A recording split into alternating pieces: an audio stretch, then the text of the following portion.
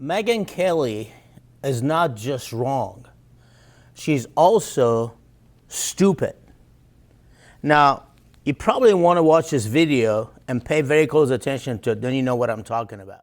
I don't want to hear anything about the fucking Kurds or Barzani or Turkestani or any of the Anis. I don't care about them. I care about my kids. Americans care. They want a mortgage. They want to be able to work a single family, income to live on a single family. They want to be able to take a vacation. They want to send their kids to a decent school without being overwhelmed with illegals. They want the illegal deportations to continue. And how are we going to focus on that when we're also focusing on an Iranian war? We are not going to do both simultaneously. I'm sorry that the Iranians have a terrible man ruling their country, or did until 2 days ago. The next one they were looking at doesn't look so great either. But I don't give a shit. It's like, I just feel like we have our own fucking problems to worry about. And I have so little bandwidth for them. Hey, let's cut the nonsense. I mean, caring about American families is not the problem. Weaponizing that excuse to justify ignorance is. Now, saying I don't want to hear about Kurds, Kurdistanis, Iranians, or anyone else for that matter, that's not patriotic. That is absolutely ignorance and stupid.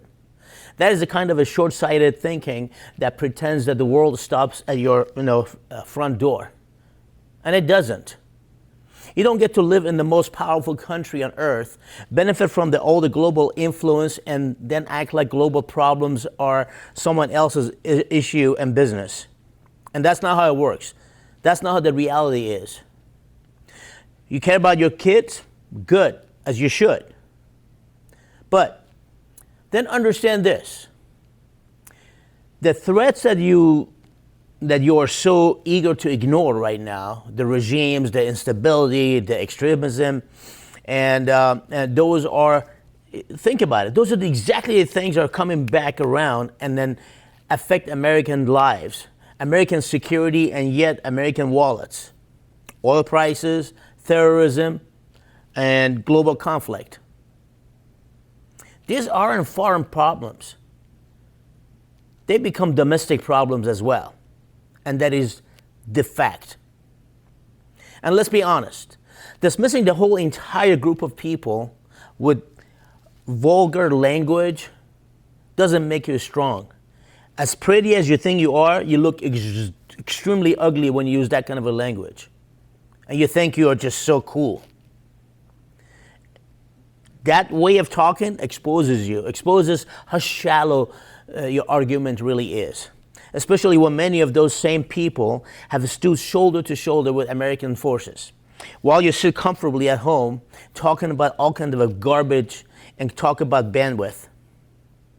America has never been one issue country. You should know that better. You're born and raised here. And supposedly you're an educated journalist and you've been in politics for a long time. Except whatever the wind takes you, that's where you go. We have fought wars, built economies, and handled domestic challenges all at the same time. The idea that we're somehow too weak to do both of them is not just wrong. It's just embarrassing. It's embarrassing for America. You don't have to care about everything equally. But bragging about not caring at all, that's not leadership. That's ignorance. It is ignorance that is dressed up as toughness. You think you're tough. You're acting like you're a tough person. You're not. You're absolutely ignorant and stupid. And ignorance has never made America stronger. It has always made it a lot more vulnerable. That's my today's point.